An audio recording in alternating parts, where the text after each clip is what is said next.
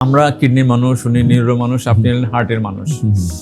এই শরীরের মধ্যে সবচেয়ে ইম্পর্টেন্ট অর্গান হলো হার্ট, তাই না? এখন একটা পেশেন্টের যখন হার্টের সমস্যা সন্দেহ করা হয় যে তার হার্টে হয়তো ব্লক আছে, এখন এই ব্লকটা যদি আপনি নেগোশিয়েট না করেন, মানে এটা রিং করেন বা এটাকে বাইপাস করে ঠিক না করেন, তাহলে তো রোগটার হার্টটা বন্ধ হয়ে যাওয়ার সম্ভাবনা আছে।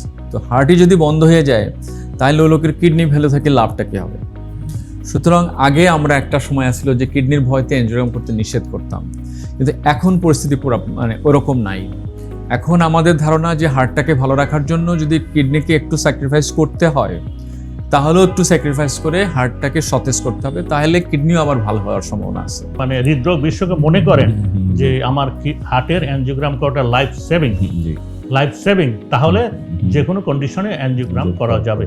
ঠিক, হ্যাঁ, আমরা যেটা বলছি বিভিন্ন কমপ্লিকেশন হয় হাইপারটেনশন থেকে। Stroke is very important. Stroke is growing problem all over the world.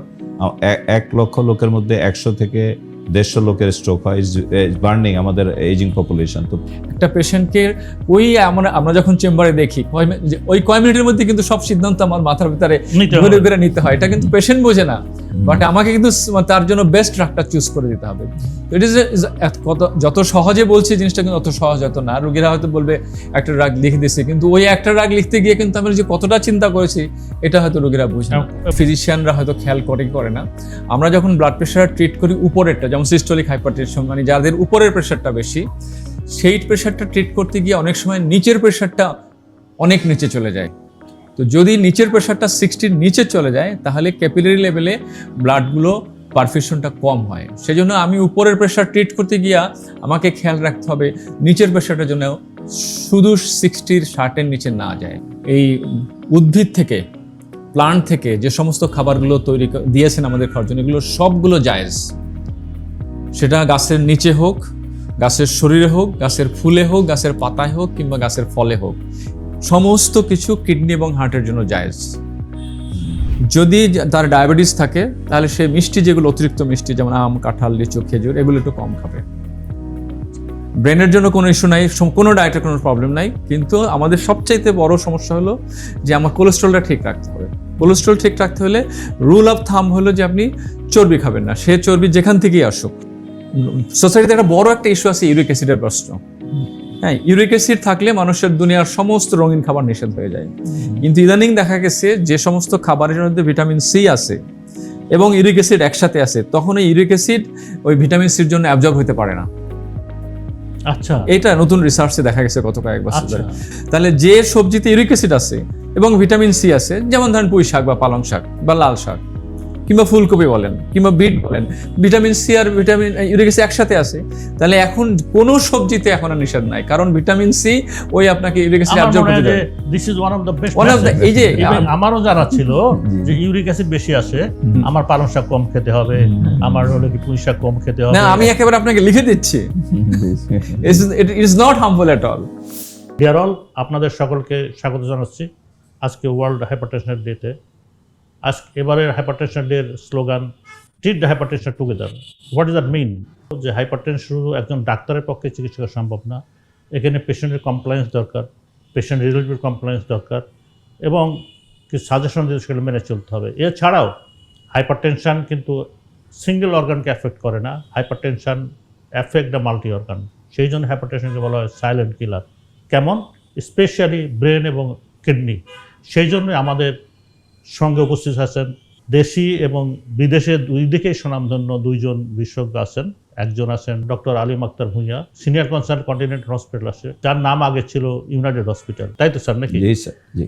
আর আমার ডান পাশে আসেন একজন আর্মি পার্সন বা ডক্টর ব্যাকগ্রাউন্ড, উনি হলেন professor doctor brigadier general Mamun Mustafi. Mamun Mustafi সাহেব একদিকে যেমন একাডেমিশিয়ান, একজন গুড ক্লিনিশিয়ান, আরেকটা হলো তার ডেডিকেশন অসাধারণ। উনি কিন্তু গণস্বাস্থ্য হসপিটালের কিডনি রুগীদের ডায়ালাইসিস ওনার মাধ্যমে, ওনার হাত ধরেই স্টার্ট হয়, এবং উনি ওখানে ডেডিকেটেডলি, বলতে হবে বিনামূল্যেই ওখানে সেবা দিয়ে আসছে, এবং এখনও আমি শুনলাম এখনও মাঝে মাঝে যান। এবং উনি বর্তমানে আছেন senior consultant nephrology department, Bangladesh specialist hospital. Thank you sir আপনার দুইজনকে আসার জন্য। আসসালামু আলাইকুম এবং দর্শকদের আমার প্রাণ ঢালা শুভেচ্ছা। Assalamu alaikum. প্রথমে- হ্যাঁ। Assalamu alaikum, Professor Dr. Afzalur Rahman. Thank you for the nice introduction. So আমি আমার শুভেচ্ছা দিয়ে আমার বক্তব্য শুরু করব। Thank you for inviting me to this session. Thank thank you. You sir. আমরা প্রথমে শুরু করি যে হাইপারটেনশন তো আমরা বলে থাকি সাইলেন্ট কিলার জি। এবং বিভিন্ন অর্গানকে এফেক্ট করে এবং দেখা গেছে যে হার্ট এবং অনেক মানে সিস্টেমিক ডিজিজ হার্ট এবং কিডনিকে বা ব্রেনকে একই সাথে অ্যাটাক করে। যেমন ছাড়কে দিয়ে প্রথমে শুরু করি স্যার। ব্লাড প্রেশারের আমরা লেভেল ধরে থাকি, যদি normal blood pressure absolute normal যদি বলা হয় 120/80, ব্লাড প্রেশার যদি 140-র উপরে যায় ডেফিনেটলি তাকে হাইপারটেনশন মার্ক করি। আবার ব্লাড প্রেশার 90-র উপরে যায় তাহলে আমরা হলে কি হাইপারটেনশন মার্ক করি, কিন্তু নর্মালি ধরা হয় 120/80। কিন্তু হাইপারটেনশন হিসাবে আমরা যদি ডিফাইন করতে হয়, আপনাদের ক্ষেত্রে কি এর কোনো তারতম্য আছে নাকি আপনারা তো বলেন যে ব্লাড প্রেশার রোগীদের হাইপারটেনশন যত কম রাখা যায় তত বেটার? ধন্যবাদ প্রফেসর আফজালুর রহমান। আপনি ঠিকই বলেছেন, 120 না 119 থেকে নিচে হলো নর্মাল ব্লাড প্রেশার, 120 থেকে 130 হলো ব্লাড প্রেশার বেড়েছে কিন্তু এখনও চিকিৎসার প্রয়োজন নাই। 130 থেকে 140 হলো স্টেজ 1 হাইপারটেনশন। এখানে আমরা লাইফস্টাইল মডিফাই করতে পারি যদি তার পেশেন্টের অন্য কোনো অর্গানের কোনো অ্যাফেকশন না থাকে। 140 থেকে 179 পর্যন্ত হলো গিয়া স্টেজ 2 হাইপারটেনশন। এখানে চিকিৎসা দিতে হবে, তার সাথে লাইফস্টাইল মেডিকেশন করতে হবে। 180-র পরে গেলে আমরা বলি এটাকে হাইপারটেনসিভ ক্রাইসিস। এখন যদি কোনো পেশেন্ট প্রথমবার আসে তো তখন আমরা তাকে দুবার দেখি, ওই সেটিংয়ে দুইবার দেখি, 2 হাতে প্রেশার দেখি। তারপর তাকে আমরা কিছু সিডেশন বা কাউন্সিলিং করে লাইফস্টাইল মডিফিকেশন করে তাকে বাসায় পাঠাতে দিতে বলি, 1 সপ্তাহ পরে আবার আসতে বলি। তখনও যদি প্রেশার বেশি থাকে তাহলে তাকে আমরা ইভ্যালুয়েট করব যে তার ব্লাড প্রেশারটার কারণটা কি, সেটা কি কিডনি কারণ নাকি এন্ডোক্রাইন কারণ। প্লাস এটার সাথে আমরা আরো মানে দেখব, আপনি বলতে চাচ্ছেন এটা কি প্রাইমারি অর্থাৎ কারণ হ্যাঁ, ছাড়া, জি, এর অথবা সাথে হলো যে দেখবো কারণ যে আছে কিনা? এর সাথে দেখবো যে তার কোনো অর্গান ইনভলভমেন্ট আছে কিনা, তার হার্টে কোনো প্রবলেম হচ্ছে কিনা, তার কিডনি কোনো প্রবলেম হচ্ছে কিনা, তার নিউরোলজিক্যাল কোনো প্রবলেম হচ্ছে কিনা। এখন যদি একটা পেশেন্টের ব্লাড প্রেশার স্টেজ 1ও থাকে কিন্তু তার একটা কিডনির কোনো প্রবলেম দেখা যাচ্ছে, ইউরিনে প্রোটিন চলে আসছে। স্টেজ 1 মানে কি বলতে চাচ্ছেন? আমরা সাধারণ মানুষের জন্য আপনি একটু আগে যেটা বললাম, হ্যাঁ, 130 থেকে 140 যদি উপরে তার প্রেশার মানে হয়, আপনি যেটা বলছেন আমরা যেটা সাধারণত 140 উপরে যদি না যায় তাহলে আমরা সাধারণত ওটা লাইফস্টাইল মডিফিকেশন করতে বলি। ঠিক। কিন্তু কিডনির সমস্যা থাকলে সেখানে আপনি বলছেন যে 130-এর উপরে উঠলেই আমরা চিকিৎসা করব। জি, যদি স্টেজ 1ও হয়। স্টেজ 1ও হয়, হ্যাঁ। এটা একটা বড় লার্নিং যে কিডনি রোগীদের যাদের কিডনির সমস্যা, ক্রিয়েটিনিন বেশি অথবা প্রোটিনের আছে তাদের ক্ষেত্রে আপনি বলছেন যে 130-এর উপরে উঠলে আমরা প্রেশার। কিন্তু যদি প্রথম রিডিংয়ে প্রথম ভিজিটেই দেখা যায় রোগীটা হঠাৎ করে আসছে কিন্তু আমার কাছে মনে হচ্ছে তার হার্ট ফেল করছে, তার এরকমের কোনো ফিচার আমি ক্লিনিক্যালি পাচ্ছি, বা প্রথম ভিজিটেই আমি দেখতেছি তার কোনো নিউরোলজিক্যাল ফিচার আসতেছে, বা প্রথম ভিজিটেই আমার কাছে তার ক্লিনিক্যাল কিছু দেখে মনে হলো যে তার কিডনি প্রবলেম হয়ে গেছে, তখন কিন্তু আমি আর 7 দিন পরে আসতে বলবো না। তখন কিন্তু আমি প্রথম ভিজিটেই তাকে চিকিৎসা দিয়ে দেবো। প্রথম ভিজিট? হ্যাঁ, এরকম ক্ষেত্রে, এটা যদিও সব ক্ষেত্রে না, বাট প্রথম ভিজিটেও কাউকে তার মানে আপনার কথা অনুসারে আমি যেটা বুঝতে পারছি, আমি জনগণের উদ্দেশ্যে বলতে চাই যে ব্লাড প্রেশার ট্রিটমেন্টের ক্ষেত্রে কিডনির রোগীদের জন্য স্পেশালি মোর অ্যাগ্রেসিভ হতে হবে এবং এই ডিসিশনটা কিন্তু একজন বিশেষজ্ঞ ডক্টরই নেবে বা নেফ্রোলজিস্টে নেবে। সেই জন্যই কিন্তু এবার স্লোগানে বলা হয়েছে ট্রিট দ্য হাইপারটেনশন টুগেদার। যে আমি হার্টের ডাক্তার, আমি শুধু ব্লাড প্রেশার ট্রিটমেন্ট করবো তা কিন্তু না। যদি কিডনির সমস্যা আছে আমি অবশ্যই কিডনি ডাক্তারকে পাঠাবো। আপনার ক্ষেত্রে এবার আসি, আপনাদের নিউরোলজিক্যাল কী প্রবলেম নিয়ে, মানে হাইপারটেনশনের যদি থাকে ট্রিটমেন্ট না পাওয়া যায়, নিউরোলজিতে প্রবলেম হওয়ার সম্ভাবনা কেমন?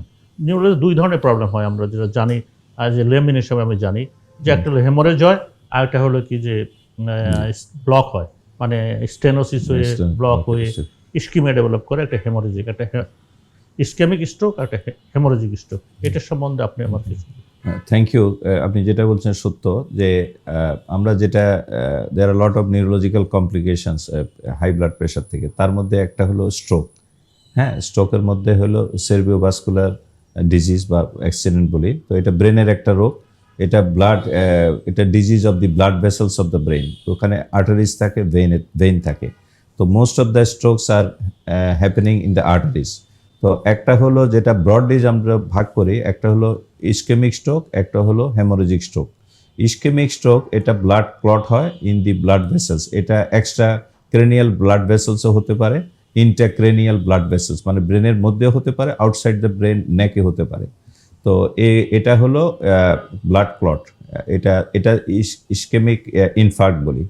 আরেকটা যেটা এটা হলো 70 to 75% স্ট্রোকই হয় ইসকেমিক স্ট্রোক। এটা কি আগে ন্যারোইং হয়ে তারপরে ক্লট হয়? হ্যাঁ, এটা আলটিমেটলি ন্যারোইং হয়ে তারপর ক্লট। হ্যাঁ, এটাও ন্যারোইং হয়, এটাতে অ্যাথেরোস্ক্লেরোটিক চেঞ্জ হয়। এটা এক্সট্রাক্রেনিয়াল যেটা হয় mostly in the western people, আর intracranial atherosclerosis more in the eastern people or Asians. কেন এটা হয়, এটা রিয়েলি নোবডি নোজ। এই জন্য আমরা ডপলার যে করি carotid ultrasound to see the neck vessels, আর যদি আমরা ইন্টারক্রেনিয়াল মনে করি সময় আমরা CT angiogram of the brain করি, নেকও করি, অনেক সময় এমআরআই করি, আর যদি আরো ফাইন আর্টারিজ দেখতে হয় আমরা ডিএসএ করি, ডিজিটাল সাবস্ট্রাকশন অ্যাঞ্জিওগ্রাফি। তো আমরা যেটা ইসকেমিক স্ট্রোক একটা বড় গ্রুপ, তারপর হলো হেমোরেজিক স্ট্রোক। হেমোরেজিক স্ট্রোকের একটা সাব ডিভিশন স্মল হলো সাবআরেকনয়েড হেমোরেজ। তো ওটা হলো যে আর্টারিজগুলি, এটা যখন লং স্ট্যান্ডিং যাদের হাই ব্লাড প্রেশার থাকে, ডায়াবেটিস, হাইপার কোলেস্টেরমিয়া, স্মোকিং, তারপরে কিছু হার্ট ডিজিজ, তারপরে সেডেন্টারি লাইফস্টাইল, হ্যাঁ, কিছু মডিফায়েবল নন মডিফায়েবল রিস্ক ফ্যাক্টর আছে, এগুলিতে আস্তে আস্তে রক্তটা আস্তে আস্তে অ্যাথেরোস্ক্লেরোটিক ব্লক হয়ে যায়, এবং ছোট ছোট পেনিট্রেটিং আর্টারিজ যেগুলি সেগুলি রাপচার হয়ে যায়, ছিঁড়ে গিয়ে ব্লাড জমা হয়। এটা ইন্টারপ্যারেনকাইমাল হ্যামোরেজ হয়। আর বিভিন্ন জায়গায় ব্লাডটা হতে পারে। High blood pressure is very important risk factor for haemorrhagic stroke. এছাড়া হেমোরেজিক স্ট্রোক অন্য কারণে হয়, কিন্তু হাইপারটেনশন ইজ ভেরি ইম্পর্টেন্ট। আর কিছু লেস দেন 2-3% হলো সাবআরেকনয়েড হেমোরেজ। এটা সাবআরেকনয়েড স্পেসে ব্লাড জমা হয়, ইট ইজ মোর সিরিয়াস। দুইটা haemorrhagic stroke is always serious than ischaemic stroke unless it is very big. তো এটা হলো একটা হলো স্ট্রোক। এছাড়া আরও কমপ্লিকেশন, নিউরোলজিক্যাল কমপ্লিকেশন আপনারা দেখে থাকবেন, হাইপারটেনসিভ এনসেফালোপ্যাথি। এটাতে হাই ব্লাড প্রেশার অনেক শ্যুট করে, তারপরে পেশেন্ট কনফিউজড হয়ে যায়, অনেক সময় ব্লাড ভিশন দেখা দিতে পারে, অনেক সময় খিঁচুনি দেখা দিতে পারে। তো এটা নিউরোলজিক্যাল ডেলিরিয়ামের মতো কনফিউশন হয়, এটা প্রেশারটা আস্তে আস্তে কমাতে হয়। এটা আমি এটি বলতে চাচ্ছি যে কত আস্তে আস্তে কমাতে হয়। ওইটা ধরেন you have to do it very slowly, 10 to 20 ml very very slowly. হঠাৎ করলে এটা মানে খারাপের দিকে যায়, তো it should be done slowly. তো এটা হলো হাইপারটেনসিভ এনসেফালি। আরেকটা যেটা আমরা মোস্টলি এখন দেখি ডিমেনশিয়া। তো ডিমেনশিয়া হলো ব্রেনের স্মৃতিভ্রংশ আর কি ডিমেনশিয়া। এটার মোস্ট কমন কজ হলো Alzheimer's type of dementia, which is around 60 to 65%। এরপরে নেক্সট যেটা ডিমেনশিয়া, এটা হলো ভাস্কুলার ডিমেনশিয়া। না, এটাও কি হাইপারটেনশনের জন্য? হ্যাঁ, এটা হাইপারটেনশন। আপনি যদি এমআরআই করবেন, এমআরআই করে দেখবেন স্মল হোয়াইট ম্যাটার ডিজিজ থাকে, ছোট ছোট আর্টারিজ। এখন একটা জিনিস বলে যাব আপনার, এখন আমি প্রফেসর মামুন মোস্তফা সাহেবের যাচ্ছি। উনি যেটা বললেন সিটি অ্যাঞ্জিওগ্রাম করতে হয়, তাই না? বা আমরা উদাহরণ হার্টের রক্তনালী ব্লকেজের অ্যাঞ্জিওগ্রাম করি। সুতরাং এই যে কিডনির প্রবলেম থাকলে অ্যাঞ্জিওগ্রামটি করা যাবেই না। কারণ হলো কি, কিডনির সমস্যা থাকলে কিন্তু angiogram toxic to the kidney. সেই ক্ষেত্রে আপনাদের সাজেশনটা কি? কারণ উনি যেটা বললেন হলো যে সিটি অ্যাঞ্জিওগ্রাম না, করোনারি অ্যাঞ্জিওগ্রাম। আমরা কিডনির মানুষ, উনি নিউরো মানুষ, আপনি হলেন হার্টের মানুষ। এই শরীরের মধ্যে সবচেয়ে ইম্পর্টেন্ট অর্গান হলো হার্ট, তাই না? এখন একটা পেশেন্টের যখন হার্টের সমস্যা সন্দেহ করা হয় যে তার হার্টে হয়তো ব্লক আছে, এখন এই ব্লকটা যদি আপনি নেগোশিয়েট না করেন, মানে এটা রিং করেন বা এটাকে বাইপাস করে ঠিক না করেন, তাহলে তো লোকটার হার্টটা বন্ধ হয়ে যাওয়ার সম্ভাবনা আছে। তো হার্টই যদি বন্ধ হয়ে যায়, তাহলে ওই লোকের কিডনি ভ্যালু থেকে লাভটা কী হবে? সুতরাং আগে আমরা একটা সময় আসছিল যে কিডনির ভয়তে এনজিওগ্রাম করতে নিষেধ করতাম, কিন্তু এখন পরিস্থিতি পুরো মানে ওরকম নাই। এখন আমাদের ধারণা যে হার্টটাকে ভালো রাখার জন্য যদি কিডনিকে একটু স্যাক্রিফাইস করতে হয়, তাহলেও একটু স্যাক্রিফাইস করে হার্টটাকে সতেজ করতে হবে, তাহলে কিডনিও আবার ভালো হওয়ার সম্ভাবনা আছে। কারণ একটা লোকের ক্রিয়েটিন 2 আছে, 2 থেকে নয় 3 হবে, নয় 4 হবে, কিন্তু লোকটা যদি ব্লক হয়ে রিং পরানোর আগেই ব্লক হয়ে যদি মরে যায়, তাহলে আর হার্ট কিডনি ভালো রেখে লাভ কী হবে? তো এখন আর কোনো পেশেন্টকেই এরকম কোনো সিচুয়েশন নাই যে তার এনজিওগ্রাম করা যাবে না, সেটা হবে হার্টের জন্য হোক কিংবা ব্রেনের জন্য হোক। তো এখানে একটু বলে রাখা দরকার যে এই অ্যাঞ্জিওগ্রামে হওয়ার আগে আমাদের ডেফিনেটলি কিছু কিডনি ডাক্তারের সাথে কথা বলে কিছু ব্যবস্থা আছে, কিছু প্রিকশনস আছে, কিছু ড্রাগ অ্যাডজাস্ট করতে হয়, কিছু নতুন ড্রাগ দিলে সাধারণত অ্যাঞ্জিওগ্রামের সময় কিডনির ক্ষতিটা কম হয়। তারপর আমি যদি আজকে দর্শকদের মানে আপনার মাধ্যমে দর্শকদের বলতে পারি যে হ্যাঁ, যখন অ্যাঞ্জিওগ্রাম লাগবে তখন কিডনির ভয়তে যেন কখনোই অ্যাঞ্জিওগ্রামটা বন্ধ করা না হয়, এটা সবচেয়ে ইম্পর্টেন্ট জিনিস। যদি আজকে ভালো কথা বলেছেন, যদি মানে হৃদরোগ বিশেষজ্ঞ মনে করেন যে আমার হার্টের অ্যাঞ্জিওগ্রাম করাটা লাইফ সেভিং, তাহলে যে কোনো কন্ডিশনে অ্যাঞ্জিওগ্রাম করা যাবে। ঠিক হেমোরেজের ক্ষেত্রে তো তাই, হেমোরেজের ক্ষেত্রে তো অ্যাঞ্জিওগ্রাম করাটা আরো বেশি রিস্কি নাকি? ব্রেনে যদি হেমোরেজ হয়ে থাকে, কারণ আমরা তো হেপারিন দিব সেই ক্ষেত্রে। হ্যাঁ, হেমোরেজ যদি হয় তাহলে তো আমাদের what is the reason for the haemorrhage এটা বের করতে হয়। অনেক সময় দেখা যায় হাইপারটেনশন থেকে হেমোরেজ হয়েছে, ওইটাতে আপনি ইউ ডোন্ট ফাইন্ড অ্যাঞ্জিওগ্রামটা is not very much essential. যদি আমরা সাসপেক্ট করি অ্যানিউরিজম, সেরিব্রাল অ্যানিউরিজম অথবা এভিএম, তখন তো অ্যাঞ্জিওগ্রাম বিকামস অ্যান ইস্যু, কারণ আপনি you have to find the source of this bleed. Angiogram করে তখন যদি অ্যানিউরিজম থাকে, ক্লিপিং বা কয়েলিং, আর এভিএম হলে সার্জনটা করে, নিউরোসার্জনটা করে, অথবা ইন্টারভেনশন নিউরো রেডিওলজিস্টটা করে। তো এটা আপনি unless you seal the source of this bleed, এটা তো আবার হওয়ার ঝুঁকি থাকবে। সাবঅ্যারেক্টয়েড হেমোরেজ ওইটা এসেনশিয়াল। এবং এই ক্ষেত্রে আপনি যেটা বললেন যে মানে ইউ হ্যাভ টু অ্যাক্ট, কারণ এটা লাইফ থ্রেটেনিং। সাবঅ্যারেক্টয়েড হেমোরেজের 5টা স্টেজ আছে। স্টেজ 1, 2 মধ্যে করতে পারলে 3, 4, 5 তো ডেডফুল কন্ডিশন, সার্জনরা টাচ করে না। জিসিএস এক্সট্রিমলি পুয়ার, সাধারণত 8-এর নিচে জিসিএস থাকলে তারা দে ইন্টারভেন। তো এই জন্য ভালো অবস্থায় যদি ডায়াগনোসিস করা যায়, এবং you have to act as soon as possible unless the chance of rebleed or vasospasm is very high in case of subarachnoid hemorrhage. So essential হয়ে যায় অনেক সময় লাইফ থ্রেটেনিং। আমার প্রশ্ন হলো কি, ধরেন একটা স্ট্রোক হলো, ধরেন একটা হলো কি যে 3টা অর্গান কিন্তু একেবারে ইন্টাররিলেটেড, সেই জন্যই কিন্তু এখন ওই যে সিনড্রোম বলা হচ্ছে, সিনড্রোম হচ্ছে জি, কার্ডিওরিনাল সিনড্রোম বা স্ট্রোক হার্ট সিনড্রোম, মানে দুটাকে কিন্তু একসাথে নিয়ে আসছে, একই আমব্রেলার নিচে নিয়ে আসছে। কিন্তু এখন কিন্তু যত লিটারেচার যাই হোক না কেন, 3টা অর্গানকেই কিন্তু একসাথে নিয়ে আসছে, বিশেষ করে হার্টকে 2টা অর্গানের সাথে সম্পৃক্ত করেছে। আচ্ছা, আমার এখন প্রশ্ন আপনার কাছে, যে ধরেন একটা পেশেন্ট স্ট্রোক হলো, একটা পেশেন্টের ইসকেমিক স্ট্রোক হলো, হেমোরেজিক না, তাহলে কতদিন পরে সেফলি অ্যাঞ্জিওগ্রাম অ্যাঞ্জিওপ্লাস্টি করা যাবে? এটা কিন্তু দরকার। এটা আপনারা আমাদের কোশ্চেন করেন, কোশ্চেন করি না, আপনার রিকমেন্ডেশন নিই। সাধারণ মানুষ বলে যে স্যার আমার বাবার স্ট্রোক আছে, রোগীকে অ্যাঞ্জিওগ্রাম করা যাবে কিনা, ইত্যাদি ইত্যাদি, এই প্রশ্ন কিন্তু আসেই। আপনার সাধারণত কি ধরনের রিকমেন্ডেশন থাকে? সাধারণত আমরা প্রফেসর সাহেব যদি বললেন, আমাদের কিন্তু বইতে লেখা আছে there is no absolute contraindication for coronary angiogram except patient যদি কনসেন্ট না দেয়, আর সবকিছুই কিন্তু high risk, relative risk, no risk, জীবনের চাইতে বড় কিছু না জীবনে। জি, আপনার সেই ক্ষেত্রে আমরা আমাদের যেসব basic recommendation, once somebody has a stroke, ischaemic stroke হলো, এনি মেজর প্রসিডিউর আমরা বলি যে 6 to 8 উইকস না করাই বেটার। তারপরে যদি if it is absolutely essential, হ্যাঁ, ধরেন কারো যদি ধরেন আপনি মনে করেন অবশ্যই তার মানে এনজিওগ্রাম করতে হবে, ইউ হ্যাভ টু ইন্টারভেন, তখন আমরা অনেক সময় ডপলারটা করি। ডপলারটা you can only see the extracranial blood vessels. যদি ডপলারে যদি নেসেট স্টাডি যেটা আছে 71% to 99% severe, less than 50% mild, 51 to 69 moderate. যদি সিভিয়ার, মডারেট টু সিভিয়ার হলে রিস্কটা বেশি, আর লেস দেন 50% হলেও রিস্কটা কম। তো only you are talking about risk. তো আপনি যদি 70% উপরে আর আপনার এনজিওগ্রাম করতে হবে, স্ট্রোক হলো ধরেন 2 সপ্তাহ আগে, তাহলে হাই রিস্ক কনসেন্ট নিয়ে করবেন, কন্টেন্ট নিয়ে করবেন। হেমোরেজের ক্ষেত্রে খবর কি? হেমোরেজের pathology somewhat different than ischaemic stroke. হ্যাঁ, ওটা তো হয়, তার প্রেসারটা। হেমোরেজের ক্ষেত্রে হাইপারটেনশন হয়ে হেমোরেজ হলে, ধরেন কোনো পেশেন্টের স্টেন্ট লাগানো আছে, ধরেন হেমোরেজ হলো, হেমোরেজ হওয়ার কয়দিন পরে আপনার যে ব্লাড থিনার, কারণ ওই ব্লাড থিনারটা কিন্তু life saving for the patient, because হার্টের কিন্তু স্টেন্ট যদি লাগানো থাকে, আপনি অ্যান্টিপ্লেটলেট বেশি দিন বন্ধ রাখেন, তাহলে ওর ভিতরে ক্লট হয়ে যাবে। তাহলে এই যে হেমোরেজিক স্ট্রোক যদি হয়ে থাকে, কারণ আমরা বন্ধ করলাম, বন্ধ করার পর কয়দিন পরে আপনি স্টার্ট করবেন? এটাও একটা কন্ট্রোভার্সিয়াল জিনিস। আমরা অনেক সময় দেখি, ধরেন আমরা সিটি স্ক্যানে হেমোরেজ, ধরেন white is spot in the brain, হ্যাঁ, তারপরে এরপরে আমরা আবার রিপিট করি হয়তো 2 সপ্তাহ বা 3 সপ্তাহ পরে আমরা দেখলাম যে সাদা জিনিসটা হেমোরেজটা হ্যাজ বিন রিজলভ, এখন এনসেফালোমেলিশিয়া ডেভেলপ করছে, মানে কালো কালো হয়ে গেছে অন দ্য সিটি স্ক্যান। তখন আমরা উই স্টার্ট অন অ্যান্টিপ্লেটিলের এজেন্ট। এটা যত দিন হবে তত ভালো, বা যদি দিতে হয় আপনাদের ক্ষেত্রে বা অ্যাবসলিউট, তখন আমরা দিয়ে দিই।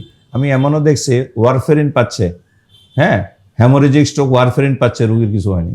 না মানে না, ওরা roughly বইতে কত? যত 3 ভয় মাস? করায়, 3 মাস হ্যাঁ, আপনি এভারেজ আমরা 2 to 3 মান্থস ওয়েট করি, তারপরে দিই। মানে কিন্তু 2 to 3 অ্যাবসলিউট মাস যদি করতে হয়, হেমোরেজটা রেজুলেশন হ্যাঁ, হয়ে যাওয়ার রেজুলেশন আমরা ওই যে সিটিটা করি, হেমোরেজটা কিন্তু রেজুলেশন। আমার যেটা মনে পড়ে, সে পেশেন্ট আমার একটা পেশেন্ট স্টেন লাগানোর পরে 7 দিনের মাথায়, কারণ পেশেন্টটাকে সব স্টোরি বলতে হবে, তার হেমোরেজিক স্ট্রোক নিয়ে আসলো এবং হিউজ। তারপরে সার্জনের কাছে পাঠানো হলো, উনি ওটাকে ডিকম্পেনসেশন করলেন, অর্থাৎ বের করলেন। করার পরে আমার যতদূর মনে পড়ে at the date of 7 days আপনি কনসেন্ট দিয়েছিলেন তাকে ইকোস্পেন্ড স্টার্ট করার জন্য। So we have start Ecosprin, তো পেশেন্ট কিন্তু ভালো আছে। কাজে it has to be individualised. হ্যাঁ, ইন্ডিভিজুয়ালাইজ। ওইটা ইভেন এই যে বললাম ওয়ারফেরিন পাওয়া অবস্থায় রুগী কনসাস, হেমোরেজ কিছু হয়নি। তো বই literature, if you look at the literature, ওরা সেফ সাইডে থাকতে চায়, স্পেশালি আমেরিকান লিটারেচার। ওখানে লিটিগেশন যেহেতু হয় বেশি, ওরা more safer. But if you take your practical opinion, nothing happens, nothing. তার মানে বিষয়টা হলো কি যত তাড়াতাড়ি সম্ভব, এবং মানে এখানেও কিন্তু দেখেন আপনার হলো কি যে কার্ডিওলজিস্ট এবং নিউরোলজিস্টের কম্বাইন্ড ট্রিটমেন্ট, মানে একটা এখানে সবচেয়ে ইম্পর্টেন্ট হলো কাউন্সেলিংটা। কাউন্সেলিং যে আপনি পেশেন্ট তো আনকনশাস, তো পেশেন্ট যে নেক্সট অফ কিন, তার মানে আইদার তার স্পাউস অথবা সন্তান বা বাবা মার সাথে কথা বলতে হবে যে আমরা যদি এখন স্প্রিনটা, এই যে ব্লাড থিনারটা যদি স্টার্ট না করি, তাহলে হার্টের রিংটা ব্লক হয়ে যাবে, তাহলে পেশেন্টের ব্রেন ঢুকেছে, হার্টটা ব্লক হয়ে গেলে হি উইল ডাই। সো এই ক্ষেত্রে এই ডিসিশনটা জয়েন্ট ডিসিশন হইতে হবে, যে আমরা যদি পেশেন্টের হার্ট প্রোটেকশন দিতে হয় তাহলে আমাদের এটা রিস্টার্ট করতে হবে। পেশেন্টের আত্মীয় স্বজন যদি পারমিশন দিল তাহলে ওখানে স্টার্ট, কিন্তু পারমিশন দিল না বা আমরা স্টার্ট করলাম পরে হার্ট ব্লক হয়ে গেল, তখন একটা লিগাল ইস্যু তৈরি হবে। সো এই জন্য আপনি প্রথমে যেমন বলছেন যে treat together, so this is also a treat together condition. এটা তো আসলে যেমন আমরা অ্যাকিউট স্ট্রোকে আমরা ব্লাড থিনার ডুয়েল দিচ্ছি, হ্যাঁ, আপনারা তো ডুয়েল দিয়ে আপনার অনেক দিন দেন, আমরা তো 6 to 8 উইকসের পরে সিঙ্গেল করে দিই, অ্যাসপিরিন অথবা অ্যাসপিরিন ক্লোপিডাল কম্বিনেশন ইনিশিয়ালি, পরে 6 to 8 উইকস সিঙ্গেল করে দিই, আমার হেমোরেজের চান্স থাকে না। আমাদের অবশ্য কমে আসছে, কারণ আমাদের নিউ জেনারেশন যে ডিএস গুলো আসছে সেখানে আমরা 6 মান্থের মধ্যে অ্যাকুট করোনারি সিম্পটম যদি হয়ে থাকে সেই ক্ষেত্রে 1 ইয়ারে বলেন। জি, আচ্ছা, আপনার ক্ষেত্রে আমাদের একটা প্রশ্ন, ধরেন আমাদের ক্ষেত্রে যেটা বলা হয় যে বিটা ব্লকার, এখন আমি ট্রিটমেন্টের ক্ষেত্রে আসি। ব্লাড প্রেশার ট্রিটমেন্টটা সবারই একটা, আপনি বললেন যে ব্লাড প্রেশার ট্রিটমেন্টের জন্য প্রিভেন্টিভ মিনস ফিজিক্যাল এক্সারসাইজ করতে হবে, ওজন কমাতে হবে, হাঁটাহাঁটি করতে হবে, স্টপ অফ দি স্মোকিং, এগুলো তো আছেই, এগুলো তো সাধারণ মানুষে আপনি অলরেডি বলে দিয়েছেন যে প্রিভেন্টিভ মেজার, দ্যাটস ইম্পর্টেন্ট। এখন ওষুধের ক্ষেত্রে আমরা যেটা বলে থাকি যে ওষুধের ক্ষেত্রে ধরেন beta blocker is not a number 1 drug. Beta blocker আমরা সাধারণত ডিসকারেজ করি unless the patient having an heart attack or heart failure. আমরা beta blocker, hypertension beta block দেওয়ার ক্লাস 1 আর নাই। এটা এখন আপনাদের ক্ষেত্রে 4 নম্বর ড্রাগ। 4 নম্বর ড্রাগ আপনাদের ক্ষেত্রে কি এটা? এটা ইউনিভার্সাল। আমরা প্রথমে যে আলোচনায় ছিলাম ব্লাড প্রেশার ডায়াগনোসিস করার পরে যে হ্যাঁ তাকে ওষুধ দিতে হবে এই কন্ডিশনে। এখন আমাকে তার অ্যাসেস করতে হবে সে ছেলে না মেয়ে, তার বয়স বেশি না সে ইয়াং লোক, তার ডায়াবেটিস আছে কি নাই, এবং তার কার্ডিওভাস্কুলার রিস্ক ফ্যাক্টরগুলো আছে কি না।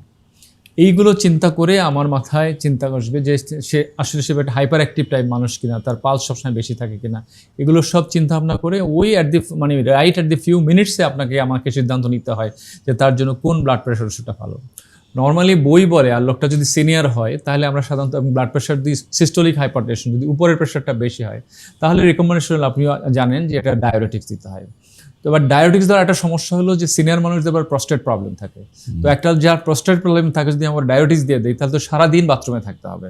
তো সেজন্য ডায়াবেটিক্স যদিও রিকমেন্ডেশন নাম্বার 1, কিন্তু আমরা সবসময় ডায়াবেটিক্স দিতে পারি না। তাহলে দ্বিতীয় চয়েস যেটা বা কোনো এখন 1 নম্বর চয়েস বলে আমাদের আইদার রিসেপ্টর ব্লকার অথবা এসি ইনহিবিটর দিতে হবে, এবং এটাই একদম ইউনিভার্সালি রেকমেন্ডেড যে প্রথম ড্রাগটা শুরু হইতে হবে either A receptor blocker or AC inhibitor.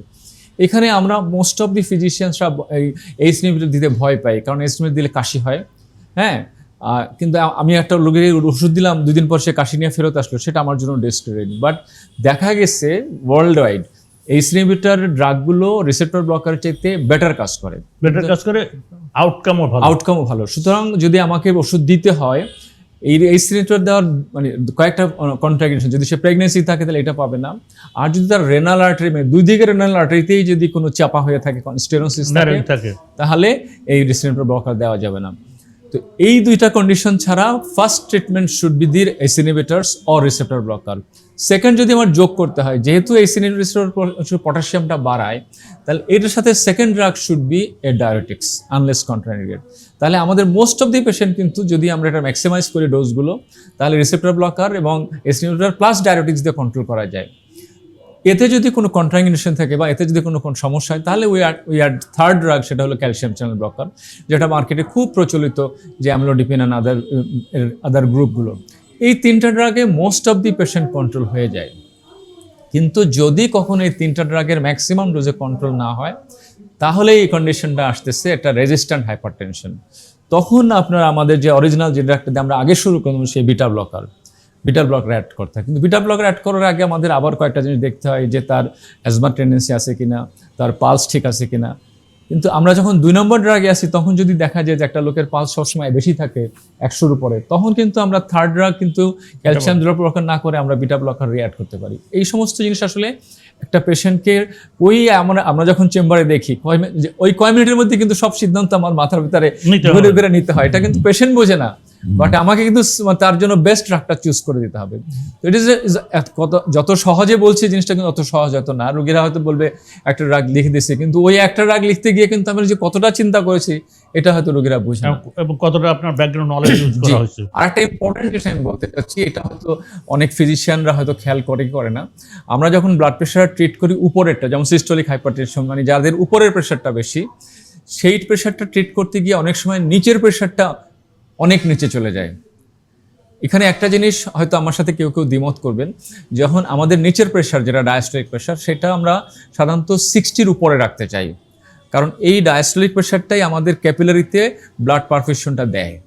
তো যদি নিচের প্রেশারটা 60-র নিচে চলে যায়, তাহলে ক্যাপিলারি লেভেলে ব্লাডগুলো পারফিউশনটা কম হয়। সেজন্য আমি উপরের প্রেশার ট্রিট করতে গিয়া আমাকে খেয়াল রাখতে হবে নিচের প্রেশারটার জন্য শুধু 60-র 60-এর নিচে না যায়। আচ্ছা, প্র্যাকটিক্যাল প্রবলেম এটা হলো কি, অনেক ক্ষেত্রে কিন্তু দেখা যায় যে সিস্টোলিকটা কমাইতে গিয়ে ডায়াস্টোলিকটা কিন্তু কমে যায় বা 50-40 এরকম চলে আসে।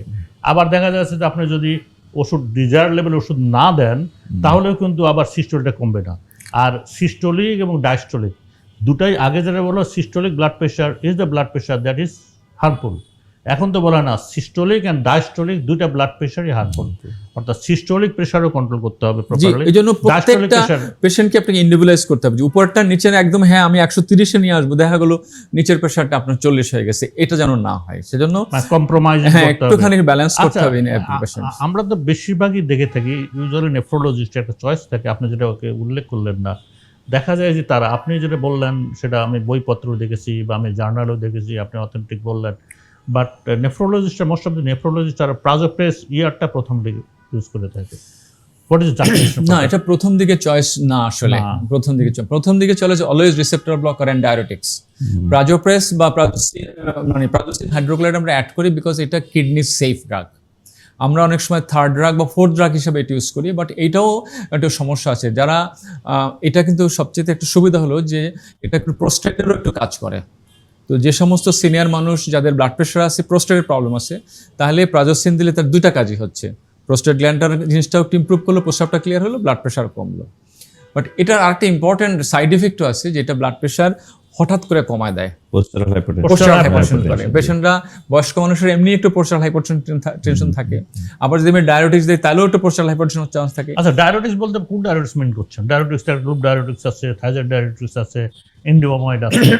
আসলে আমরা যারা কিডনি ফিজিশিয়ান তাদের কাছে, আমাদের কাছে যেটা আমরা ক্লোরথাইজাইড যেটা ইউজ করি, থাইরয়েড ডায়োটিক্স ইউজ করি, সেটা আসলে খুব লো পাওয়ারের একটা ডায়োটিক্স। সেজন্য যদি আপনি শুধু ব্লাড প্রেশার চিকিৎসা করতে যান, তাহলে এই থাইরয়েড ডায়োটিক্স ইউজ করতে পারেন। কিন্তু যখন সেকেন্ড ড্রাগ ইউজ করতে যাই, বিশেষ করে যাদের কিডনি প্রবলেম আছে তখন তাদের থাইরয়েড ডায়ারেটিক্স খুব একটা কাজ করে না, লুপ ডায়াবেটিস। তখন আমাদের লুপ ডায়ারেটিক্স যেতে আইদার প্রোসামাইড অথবা প্রোসামাইড। প্রোসামাইডের সুবিধা হলে এটা 24 ঘন্টা কাজ করে, আপনি একবার দিলে এটা সারাদিন কাজ করবে, কিন্তু প্রোসামাইডে কিন্তু 24 ঘন্টা কাজ করে না, কিন্তু 8 ঘন্টা ম্যাক্সিমাম 12 ঘন্টা কাজ করে। তো এই জন্য যখন প্রোসামাইড আপনি শুধু সকালে দেন তাহলে সকালবেলা যথেষ্ট পেশাব হবে, কিন্তু রোগী যত পেশাব করছে সারাদিন ওই পেশাবটা কিডনি। তার মানে আপনার কথা এতক্ষণ যেটা বুঝলাম যে কিডনির সমস্যা থাকলে, ব্লাড প্রেশার থাকলে, nephrologist has a vital role for that. এবং we have to be refer the patient to a nephrologist and taking a proper adjustment of the drug. Not only the cardiologist, not only the physician. এটা তো not আসলে only the মানে neurologist. World wide যে early referral is the best help for the patient. আপনার একটু পেশেন্টের cardiac সন্দেহ হচ্ছে, সেটা একজন মানে জিপি যেটা চিকিৎসা করবে, একজন কার্ডিওলজিস্ট তার চাইতে 1000 টাইম বেটার চিকিৎসা করবে। যার একটা স্ট্রোকের পসিবিলিটি আছে সে ডেফিনেটলি একজন নর্মাল জিপির চাইতে ভালো পজিশন চিকিৎসা করবে। সেজন্য যে সাবজেক্ট ইনভলভ হবে সেই ইনভলভের সাথে সাথে ওই সাবজেক্টের সাথে ফলো আপ করে দিতে হবে। এখন এইটার প্রবলেম আমাদের দেশে, কারণ আমাদের স্পেশালিস্ট, আমরা যারা স্পেশালিস্ট, আমরা so many occupied by the মানে নন স্পেশাল। ধরুন আমি একজন কার্ডিওলজিস্ট, আমার কাছে গাইনির পেশেন্টও আসছে, আমার কাছে মেডিসিনের পেশেন্টও আসছে, আমার কাছে রেসপিরেটরি পেশেন্ট আসছে, এবং আমরা ওটা দিয়েই ওভারলোড হচ্ছি। এবং আমরা পরে আমাদের কাছে যেগুলো আমাদের কাছে ট্রিট করা দরকার প্রপারলি, এবং হয়তো আপনার ক্ষেত্রেও তাই হবে, ওনার ক্ষেত্রেও তাই হবে। সুতরাং এই যে আপনি বললেন রিফারাল সিস্টেম, সো রিফারাল সিস্টেম করতেই হবে।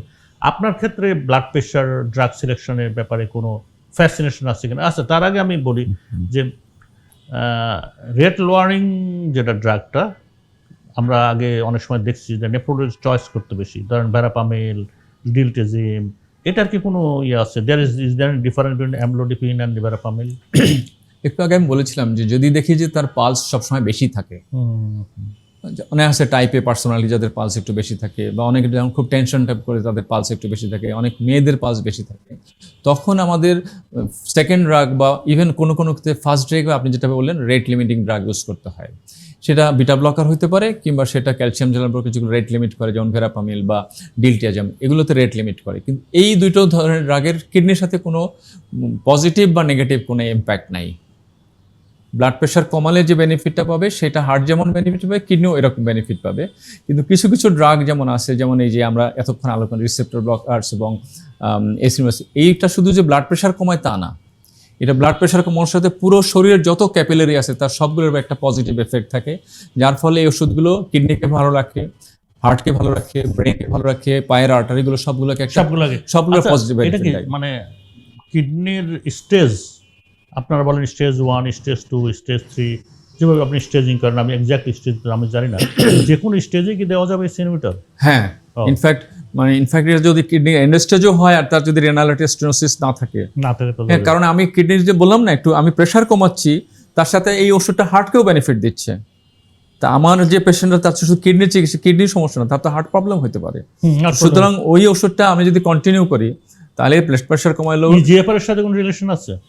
সবসময় এটার সাথে পটাশিয়ামের একটা সম্পর্ক থাকে। পটাশিয়ামের সম্পর্ক, অর্থাৎ তার মানে এসি ইনহিবিটর সব পেশেন্টকে দেওয়া যায়। আমি যদি বলি জনসাধারণ উদ্দেশ্যে বা আমি লেমন হিসেবে যদি চিন্তা করি, তাহলে there is no absolute contraindication of AC inhibitor or ARB. ওই যে দুইটা কন্ডিশন বললাম, দুটা কন্ডিশন, একটা হলো কি প্রেগন্যান্সি আর দুইটা আর্টারি যদি pregnancy, bilateral renal stenosis, but it is pregnancy ধরতে আমরা জানতেই পাবো, আর bilateral renal stenosis is a very rare condition. আমাকে চেক করে নিতে হবে, তাছাড়া চেক করে নিতে হবে, চেক করে নিলেই তো একটা জিনিস বলি, আমরা যেহেতু সিনিয়র পপুলেশনে বেশি চিকিৎসা করতেছি, দেখা যাচ্ছে যে একটা পেশেন্টের অ্যাথেরোস্ক্লেরোসিস আছে, সে যার 40 বছর বয়সে কিডনি আর্টারি ইজ ফাইন, কিন্তু কিডনি আর্টারিতে 40 বছর থেকে অ্যাথেরোমা জমতে থাকলো, কোলেস্ট্রল জমতে থাকলো। দেখা গেল এই লোকটাই 65 বছর বয়সে যে আর্টারি ভালো ছিল সেই আর্টারি চিকন হয়ে গেছে। তো এই যার পরবর্তীতে গিয়া 20 বছর পরে অ্যাথেরোস্ক্লেরোসিস কিডনি আর্টারিতে হয়ে চিকন হয়ে গেল, তখন আগে তাকে যদিও আমি রিসেপ্টর ব্লকার দিতে পারছি, এখন তাকে আমি দিতে পারবো। তার মানে আপনার কি সাজেশন থাকবে যে আমাদের আপনার গাইড হলো পেশেন্টের আগে ব্লাড প্রেশার কন্ট্রোল ছিল, এখন প্রেশার কন্ট্রোলে নাই, তখন কিন্তু আমাদের এই সিচুয়েশনে রেনাল আর্টারি দেখতে হবে যে তার কিভাবে দেখবেন? আল্ট্রাসোনোগ্রাম, ডপলার স্টাডি, ডপলার করে দেখা যায়। তারপর Doppler study is very important. তারপরে যদি ডপলারের সন্দেহ হয় তখন আপনি অ্যানজিওগ্রাম করেন। ওনাদের ক্ষেত্রে ওনারা দেন রিফারেল করলে ক্যারোটিড ডপলার দিয়ে দেন। সেই রকমই আমার মনে হয় যে এই যে আপনার সাজেশনটা, এই সাজেশনটা কিন্তু প্রপারলি আন্ডার ইউটিলাইজ আমি বলবো যে একটা পেশেন্টের এলিভেটেড ব্লাড প্রেশার ছিল, কমতেছে না, কেন কমতেছে না, এটা যে অ্যাথেরোস্ক্লেরোসিস চেঞ্জ হয়ে যে রিনাল স্টেনোসিস ডেভেলপ করছে সেই দিকটা না দেখেই আমরা অনেক সময় exactly. So that has to be checked by Doppler artery of the renal artery, তাই তো না? সেটাই আপনার অ্যাবসলিউট আপনাদের ক্ষেত্রে আমাদের যেটা আমরা ওই যে বলে এআরবি যেটা আর কি, আর এসি ইনহিবিটর, আমাদের যে একবার স্ট্রোক হলে there is always chance of recurrence of stroke. 8 to 10% risk থাকে per year for having another stroke. As you know যে স্ট্রোকের অনেক কারণ, তার মধ্যে hypertension is one of the most important reason. এছাড়া ডায়াবেটিস মেলাইটাস, তারপর হাইপারকোলেস্টেমিয়া, স্মোকিং, হার্ট ডিজিজ, তারপর অনেক কারণে স্ট্রোক হয়। তো আমাদের যে হাইপারটেনশনে to prevent the recurrent stroke, আমাদের এআরবিস মানে এসি ইনহিবিটার্স, তার মধ্যে রেমিপিল and পেনিড্রোপিল has been shown to prevent the chance of recurrence. ওই যেটা 30% পেশেন্টদের তো ড্রাই কফ হয়, এটা একটা খেয়াল রাখতে হবে। আর এখন telmisartan is also has been proven to be very effective. তো আমরা রিকারেন্স প্রিভেন্ট করার জন্য optimum control of blood pressure is very important to prevent the recurrence. তো এটা আমরা করি। আর বাকি রিস্ক ফ্যাক্টর যেগুলো, এগুলি অপটিমালি কন্ট্রোল করতে হবে। এখন শুধু অ্যাসপিরিন, ক্লোপিডোগ্রিল দিয়ে দিলাম আর স্ট্রোক হবে না, it is not the only thing. You have to control the other vascular risk factor is equally important. তার মধ্যে সব নিয়ন্ত্রণ করা, কোলেস্ট্রল থাকলে ওইটার চিকিৎসা করা, স্মোকিং থাকলে বন্ধ করা, ওবেসিটি কন্ট্রোল করা, স্থূলতা কন্ট্রোল করা, এছাড়া মানে ফিজিক্যাল অ্যাক্টিভিটি করা, sedentary lifestyle also increases the risk for vascular risk factor এবং অন্যান্য রোগ, এটাকেও কন্ট্রোলে রাখতে হবে। যত অ্যাক্টিভিটি, হেলদি লাইফস্টাইল এটার মধ্যে আসে। ভালো মানে খাওয়া দাওয়া কন্ট্রোল করা, ভালো নিউট্রিশিয়াস ফুড খাওয়া, এগুলি করলে you prevent the chance of recurrent stroke, even heart disease. না, আপনি যেটা বললেন, যেমন কিছু কিছু ক্ষেত্রে দেখি যে অনেক সময় নিউরোলজিস্টরা রিজার্ভেশন আছে, ধরেন AC inhibitor, no doubt about that, কিন্তু আমাদের প্রেসক্রিপশন ফলো করেন, আমার প্রেসক্রিপশন ফলো করেন, আমার মনে হয় 5% ক্ষেত্রেও আমি এসি ইনহিবিটর লিখি না, 95% ক্ষেত্রে আমি রিসেপ্টর ব্লকারে লিখি। কথা বলছি, আমরা ওইটাই লিখি। এই রিফ্লেকশনটা কিন্তু সবারই, কিন্তু আমরা যখন বলি বা বইপত্র যখন লেখা আছে তখন কিন্তু আমরা বলি যে এসি ইনহিবিটর, এবং that is the real choice. আমি কিন্তু এটাই করি, আমি যখন পেশেন্টকে দেই, আমি বললাম যে এই ওষুধটা আমি দিচ্ছি, এটা আপনার সবচেয়ে ভালো ওষুধ কিডনি এবং হার্টের জন্য, তো একটু ঝামেলা হতে পারে, একটু কাশি হতে পারে, কাশি হলে আপনি আসবেন, আমি এটা চেঞ্জ করে দেবো, আমি বলে দেই। That's good. It should be like that. আচ্ছা, অ্যামলোডিপিন এই জাতীয় ওষুধের হেমোরেজিক স্ট্রোকের ক্ষেত্রে আপনাদের কোনো রিলেটিভ সমস্যা আছে কিনা? কারণ আমি অনেক সময় দেখেছি যে ধরেন একটা অ্যামলোডিপিন পাচ্ছিল, হেমোরেজিক স্ট্রোক ছিল, ধরেন নিউরোলজিস্টের কাছে গেলেন, উনি বললেন যে এই ওষুধটা দিলে আপনার ওষুধটা আপনার খাওয়া ঠিক হবে না। Is there any? I am not aware of this kind of. আপনি প্রেশার কমাইতে হবে, প্রেশারকে অপটিমালি কন্ট্রোল করতে হবে। যে উনি যেটা বললেন ডক্টর মুস্তাফি, যে মেডিসিনগুলি যেভাবে একটার পর একটা দিতে হবে, you have to control the year. তার মানে আর যেটা আমাদের অনেক মাইগ্রেনের পেশেন্টদের আমরা অ্যামলোডিপিন দিই না, ওদের জন্য বেস্ট চয়েস হলো ভেরাপামিল, আর যেটা সাবারেক্টন হ্যামোরেজের নিমোডিপিন ইজ এটা ক্যালসিয়াম চ্যানেল ব্লকারের মধ্যে। কিন্তু amlodipine is related good, only thing you have to worry about pedal oedema. এখন ল্যাব অ্যামলোডিপিন ইউজ করছি আমরা। সাবারেক্টন হ্যামোরেজ কি নিমোডিপিনে রিডাকশন করে না? সাবারেক্টন হ্যামোরেজের ইয়া হলো ওটা 21 ডেজ ওটা দেওয়া হয় to prevent vasospasm. Mainly the killer of disease is vasospasm, আর rebleed and vasospasm is the killer in subarachnoid haemorrhage. তাহলে ভেরাপামিলটা আমরা যাদের হেমোরেজিক স্ট্রোক নিয়ে আসে তাদের ক্ষেত্রে দিই না কেন ফার্স্ট চয়েস হিসেবে? Verapamil I am not sure এটা অ্যান্টি হাইপারটেনসিভ হিসেবে হাউ গুড ইট ইজ। আমরা ক্লাস্টার হেডেকে ইউজ করি, আর মাইগ্রেনও আমরা ইউজ করি প্রোফাইলেক্সিস হিসাবে। As a high blood pressure medicine how confident? আমি বললাম যদি যার পালস বেশি থাকে, হ্যাঁ ওটাতে আমরা ইউজ করি, তখন আমরা বিটা ব্লকার বা ভেরাপামিল চিন্তা করি।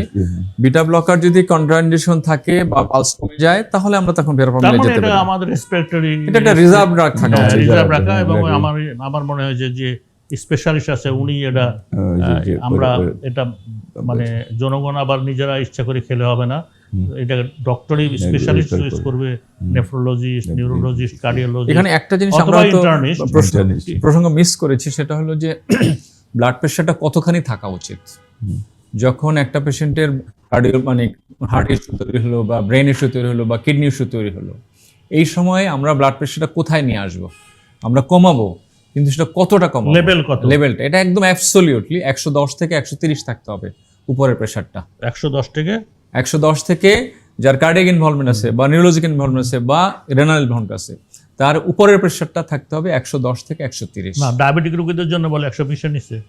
হ্যাঁ, সেটা আমি পরের প্রসঙ্গে আসতাম। যদি তার নর্মালি আমরা মেনে নিব 110 থেকে 130, কিন্তু যদি ডায়াবেটিক রেনাল ইনভলভমেন্ট হয় তাহলে সেটা 120। 120 বাট 110-এর নিচে না। কিন্তু এই জিনিসটা মেনটেন করা কিন্তু খুবই ডিফিকাল্ট। আমি আপনাকে ওষুধ দিলাম, এটা সে 110 থেকে 120-এর মধ্যে থাকবে, এটা কিন্তু খুব মানে এভাবে ম্যানেজ করা খুব ডিফিকাল্ট। সুতরাং আইডিয়ালি ইট শুড বি 110 থেকে 130। রোগী বলে দিতে হবে যে 30-এর উপর যেন না যায়, 10-এর নিচে যেন না যায়, এটা খেয়াল রাখতে হবে। কিন্তু আবার একটা কথা এটা আছে, সিস্টোলিক। হ্যাঁ সিস্টোলিক, এটা করতে গিয়ে যদি ডায়াস্টোলিক 160 শুধু 60-এর নিচে যায় তাহলে আমাকে 130 কম্প্রোমাইজ করতে হবে, তাহলে ওখানে 140 রাখতে হবে, এখানে 64 রাখতে হবে। এই কথাটা মানে ইনফ্যাক্ট এই ব্যালেন্সটা আমাকে করার দায়িত্ব আমার, বাট সেটা পেশেন্টকে বুঝাইতে হবে যে আপনার ঠিকই বলেছেন। আমাদের ক্ষেত্রে প্রবলেম হয় কি জানেন, আমাদের কার্ডিওলজিক্যাল প্রবলেম ধরেন এখন ডায়ালেটেড কার্ডিওমায়োপ্যাথি নিয়ে আসে অথবা ইসকেমিক কার্ডিওপ্যাথি নিয়ে আসে। হার্টের পাম্পিং যখন লেস দেন 30 থাকে তখন তাদের নর্মালি ব্লাড প্রেশার কিন্তু 90, 60 বা 160 থাকে নর্মাল ব্লাড প্রেশার। কিন্তু তাকে আবার হলো কি যে হার্টের পাম্পিং বাড়ার জন্য যে এখন নতুন ওষুধ আসছে ভালসার্টেন, আপনার বলে সেকোব্যাট্রিল ভালসার্টেন কম্বিনেশন, যেটা ওটা দিতে হয়।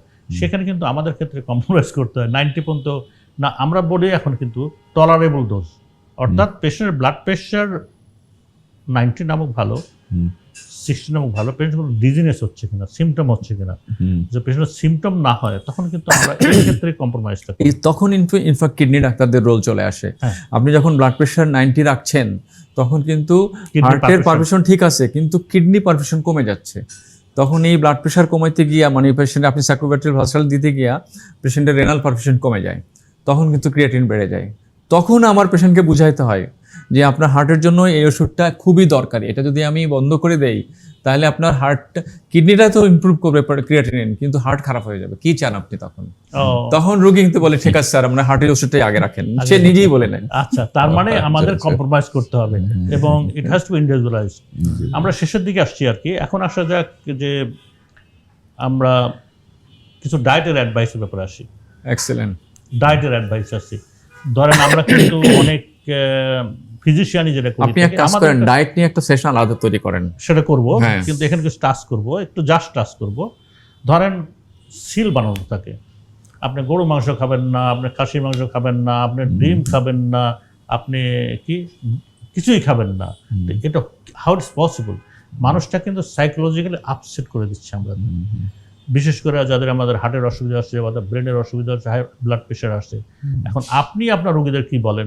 সেকেন্ড থিং, ডিমটা তো ডিমের যে ইয়েলো অংশ, that is very beneficial for heart. কারণ এই যে আমরা যে এই জন্য আপনাকে বলছিলাম যে ডায়েট নিয়ে আপনি পুরো একটা সেশন দরকার। খুব সংক্ষেপে যদি আমি বলতে চাই যে আল্লাহ তাআলা এই উদ্ভিদ থেকে, প্লান্ট থেকে যে সমস্ত খাবারগুলো তৈরি দিয়েছেন আমাদের খাওয়ার জন্য, এগুলো সবগুলো জায়েজ। সেটা গাছের নিচে হোক, গাছের শরীরে হোক, গাছের ফুলে হোক, গাছের পাতায় হোক, কিংবা গাছের ফলে হোক, সমস্ত কিছু কিডনি এবং হার্টের জন্য জায়েজ। যদি তার ডায়াবেটিস থাকে তাহলে সে মিষ্টি, যেগুলো অতিরিক্ত মিষ্টি, যেমন আম, কাঁঠাল, লিচু, খেজুর, এগুলো একটু কম খাবে। ব্রেনের জন্য কোনো ইস্যু নাই, কোনো ডায়েটের কোনো প্রবলেম নাই, কিন্তু আমাদের সবচাইতে বড় সমস্যা হলো যে আমার কোলেস্ট্রলটা ঠিক রাখতে হবে। কোলেস্ট্রল ঠিক রাখতে হলে রুল অফ থাম হলো যে আপনি চর্বি খাবেন না, সে চর্বি যেখান থেকেই আসুক। তাহলে চর্বি জাতীয় খাবার মানে অ্যানিমাল প্রোটিন খাবেন না, সেটা হার্ট, কিডনি, ব্রেন কোনোটার জন্যই ভালো না। সেটা খাবেন না, না পরিমিত খাবেন, কতটা? যতটা সম্ভব আপনি বলবেন একটু খাবেন, তো রোগী তখন একটু একটু করে প্রত্যেকদিন একটু একটু করে খাবে। সো এটা না খাওয়াই ভালো, কথাটা হলো না খাওয়াই ভালো। তখন বলবে কোরবানির সময় একটু খাবেন না, ঠিক আছে 1 পিস 2 পিস, বাট আপনাকে ডিসকারেজ করতে হবে। আপনি যদি একটুখানি অ্যালাউ করে দেন তাহলে সে প্রত্যেকদিন একটু একটু করে খাবে। সেকেন্ড হলো যে আপনি, আমাদের প্রশ্ন আসছে যে ডায়াবেটিস, তখন ডায়াবেটিসের সময় কিন্তু আমাদের সবাই বলে যে আম, কাঁঠাল খাওয়া নিষেধ, একেবারে কোনোটাই কিন্তু নিষেধ না। কিন্তু রুগীকে বলতে হবে আপনি যদি সুগার কন্ট্রোল করতে পারেন, যদি আপনার র্যান্ডম সুগার 11-র নিচে থাকে, ফাস্টিং সুগার 6, 7, 8 থাকে বা 5 পর্যন্ত আসতে পারে, তাহলে আপনি কিছু আম খেতে পারেন, অথবা HbA1c, হ্যাঁ HbA1c যদি 7-এর নিচে থাকে। সোসাইটিতে একটা বড় একটা ইস্যু আছে ইউরিক অ্যাসিডের প্রশ্ন। হ্যাঁ, ইউরিক অ্যাসিড থাকলে মানুষের দুনিয়ার সমস্ত রঙিন খাবার নিষেধ হয়ে যায়, কিন্তু ইদানিং দেখা গেছে যে সমস্ত খাবারের মধ্যে ভিটামিন সি আছে এবং ইউরিক অ্যাসিড একসাথে আছে, তখন এই ইউরিক অ্যাসিড ওই ভিটামিন সির জন্য অ্যাবজর্ব হতে পারে না। আচ্ছা, এটা নতুন রিসার্চে দেখা গেছে গত কয়েক বছর আচ্ছা। ধরে। তাহলে আপনি এমন একটা সবজি বের করেন যেখানে ভিটামিন সি নাই, আছে এমন কোন সবজি? নাই। কম বেশি তো আছে, হ্যাঁ। কোনটাই বেশি কোনটাই কম।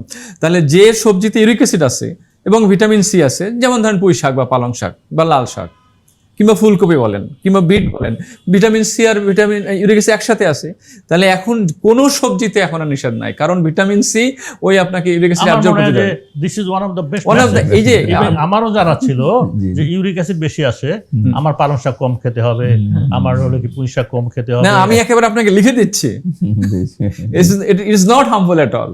তাহলে এইটা তো একটা বড় মানে একটা বড় সাজেশন একটা message, এবং জি। বড় একটা মেসেজ, টেক হোম মেসেজ। তাহলে ইউরিক অ্যাসিড বেশি থাকলে কি আমি খাবো না? ওই যে অ্যানিম্যাল প্রোটিন বললাম, আমি বলি 4 পায়ে হাঁটে, সেটা গরু হোক, খাসি হোক, উট হোক, দুম্বা হোক, এটা আপনার জন্য ইউরিক অ্যাসিডের জন্য ক্ষতিকর। আপনার কিডনি হার্ট পরে ক্ষতি করবে, কিন্তু কালকে ইউরিক অ্যাসিড বেশি অ্যাটাক হবে। সো এইগুলো খাবেন না। আর পাখি জাতীয় খাবার আপনি হাঁস, মুরগি, দোয়েল, কোয়েল, কবুতর সবই খাবেন, কিন্তু এর ভিতরে গিলা, কলিজা, মগজ আর চামড়া খাবেন না।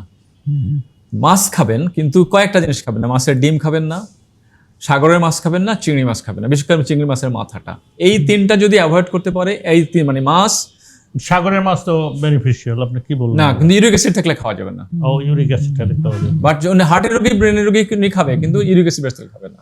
কথাটা হলো এইটাই। তাহলে এই তিনটা জিনিস সাধারণত নিষেধ, বুঝতে পেরেছেন? আর পানি, কিডনি রোগীদের পানির ব্যাপারে একটু কেয়ারফুল থাকতে হয়, কারণ পানি তো কিডনি বের করে। সেজন্য একটা সুস্থ মানুষের যতটুকু পানি দরকার, ইনফ্যাক্ট আপনি আমি আমাদের সবার জন্য 2 লিটার পানি যথেষ্ট। তো সেজন্য রুগীকে বলা হয় যে 1 লিটার থেকে 2 লিটার, মানে 1.5 লিটার প্লাস মাইনাস খেলে রুগীর জন্য ভালো।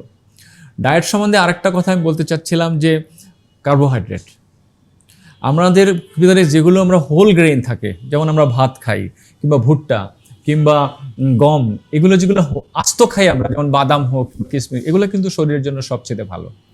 তো আমরা যদি ভেজিটেবল বা প্লান্ট প্রোডাক্টগুলো খাই, আমরা যদি হোল গ্রেইন খাই, তার সাথে যথেষ্ট মাছ খাই, আর কুসুমের কথা বলতে চাচ্ছিলেন, এগুলো খাওয়া যাবে। কুসুম দেখা গেছে একসময় আমরা নিষেধ করতাম, কুসুম খাওয়া যাবে না, কিন্তু এখন দেখা যাচ্ছে আমাদের শরীরের যে কোষগুলো, সেলগুলো, সেলের গায়ে যে কোলেস্ট্রল থাকে, সেই কোলেস্ট্রলের সাথে আমাদের ডিমের কুসুমের কোলেস্ট্রলের মিল আছে। তো আমরা যদি কুসুমটা একদমই না খাই, তাহলে এই সেলের কোলেস্ট্রলগুলো দুর্বল হয়ে যাবে। সুতরাং আমার ডিমের কুসুমটা দরকার। তো সেই জন্য এখন আপনি যে কটা ডিম খান, আপনি 3টা ডিম খান, 4টা ডিম খান একদিনে, কোনো প্রবলেম নাই। কুসুম আপনি তার সাথে অ্যাটলিস্ট একটা কুসুম খাবেন। তো কুসুমে একদম খাবো না, এই কথাটা একদম ঠিক না। আপনার ক্ষেত্রে মানে সংক্ষেপে ডায়েটের ব্যাপারে কোন সাজেশন আছে আপনার ক্ষেত্রে? আপনার ক্ষেত্রে মেইন সাজেশন তো আপনারা বলে থাকেন সল্ট।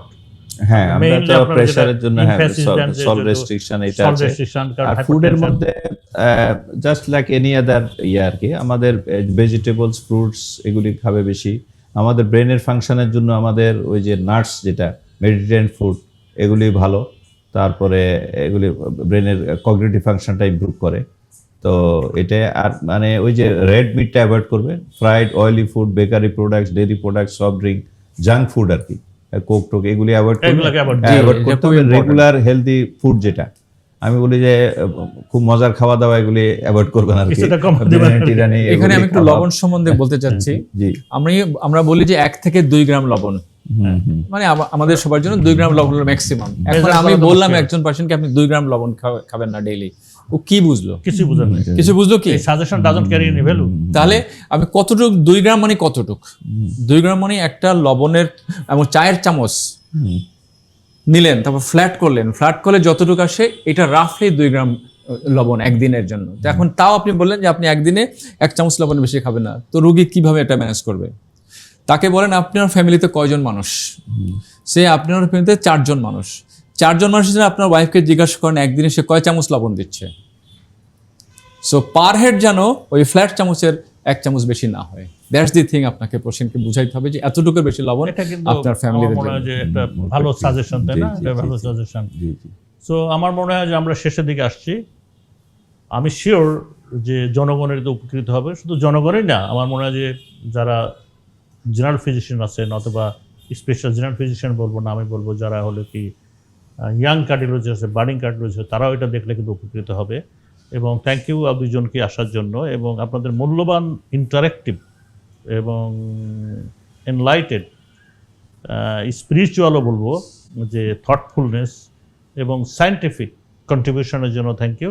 আমার মনে হয় আপনারা সবাই এটাকে ভেন্টিলেট করবেন, এটা মানুষ কিন্তু উপকৃত হবে। আমাদের প্রোগ্রামটা করার উদ্দেশ্য হলো কি, যে মানুষের উপকার করা এবং অ্যাওয়ারনেসটা ক্রিয়েট করা, যাতে আপনার ব্লাড প্রেশার কন্ট্রোল থাকে, প্রপারলি ট্রিট করা থাকে এবং প্রপার টাইমে প্রপার ডাক্তারের কাছে আপনি যেতে পারেন। থ্যাংক ইউ স্যার আপনাকে এবং সবাইকে। স্যার, আপনি কোনো টেক হোম মেসেজ দিবেন মানুষের উদ্দেশ্যে? আপনারা সুস্থ থাকার জন্য রেগুলার এক্সারসাইজ করবেন। কতটুকু এক্সারসাইজ করবেন? সপ্তাহে 150 মিনিট যেন খুব জোরে হাঁটলেই চলবে। একদিন একটু কম হাঁটলে, একদিন বেশি হাঁটেন, কোনো সমস্যা নাই, বাট হাঁটতে হবে। আপনি যেভাবে বললাম ভেজিটেবল রিচ খাবার খাবেন, জাঙ্ক ফুড অ্যাভয়েড করবেন, চিনি এবং চর্বিটা অ্যাভয়েড করবেন, আর প্রয়োজন মতো আপনার ডাক্তার সাথে দেখাবেন। সকলকে ধন্যবাদ। আপনার? Thank you. হ্যাঁ, আমরা যেটা বলছি বিভিন্ন কমপ্লিকেশন হয় ইয়ার থেকে, হাইপারটেনশন থেকে। Stroke is very important. Stroke is growing problem all over the world. 1 লক্ষ লোকের মধ্যে 100 থেকে 150 লোকের স্ট্রোক হয়। ইজ বার্নিং আমাদের এজিং পপুলেশন। তো প্রেশারটা ঠিক রাখতে হবে অলওয়েজ। আর এছাড়া খাওয়ার রেস্ট্রিকশন যেটা আছে এটা ফলো করতে হবে। ফিজিক্যাল অ্যাক্টিভিটি করতে হবে। স্মোকিং থাকলে ওটা করা যাবে না। Alcohol and other drugs of abuse avoid করতে হবে। আর ওয়েটটা নিয়ন্ত্রণে রাখতে হবে। Physical activity, sedentary lifestyle avoid করতে হবে। অ্যাক্টিভ থাকতে হবে, ফিজিক্যালি অ্যাক্টিভ থাকতে হবে। তাহলে, এবং যাদের high blood pressure, diabetes, cholesterol থাকে, এটাকে সবসময় নিয়ন্ত্রণ করতে হবে। আর অলওয়েজ রেগুলার ডাক্তারের পরামর্শ নিয়ে চিকিৎসা করতে হবে। যাদের কিছু প্রবলেম আছে, মেডিকেল প্রবলেম, সবসময় চেকে রাখতে হবে। তাহলে এইভাবে সুস্থ থাকা যাবে। Thank you. Thank you very much. Thank you for. আমার মনে হয় যে একটা পয়েন্টটাকে আমি একটু হাইলাইট করে শেষ করে দিচ্ছি এখন, অ্যালকোহলের কথাটা। অ্যালকোহল যেহেতু সব রিসার্চগুলো ওয়েস্টার্ন কান্ট্রি করে, আগে বলা হতো moderate alcohol is beneficial, mild to moderate alcohol is beneficial. তারপরে দেখা গেল মডারেট অ্যালকোহল যখন মানুষ কনজাম্পশন করে, তখন মডারেট আর সিভিয়ারের মধ্যে কোনো ডিফারেন্স করে না। তখন বললো না, মডারেট খাওয়া যাবে না। এখন যেটা আসছে, অ্যালকোহল শুড বি অ্যাভয়েডেড, এই টার্মটা আসছে, এবং সায়েন্টিফিক রিসার্চ আর কি। কাজেই আমাদের তো ইসলাম ধর্মে হারাম। অনেকে আবার বলতে পারে না, ঠিক আছে, ওই অনেক সময় আমাদের তরফ থেকে ইজ হারাম, আমাদের তরফ থেকে হারাম, এবং সায়েন্টিফিক্যালি বলছে কিন্তু শুড বি অ্যাভয়েডেড। তারা তো যেহেতু ওয়েস্টার্ন কান্ট্রিতে রেগুলার তারা পানির মতো খাচ্ছে, এই জন্য টার্মটা ইউজ করছে should be avoided. That's fine. So আমাদের সব, সো থ্যাংক ইউ। আমার মনে হয় আপনারা সবচেয়ে, আমার রিকোয়েস্ট থাকবে আপনারা এটাকে কমিউনিকেট করেন, এটা আপনার শেয়ার দিয়েন, যাতে সব মানুষের দেখতে পারে।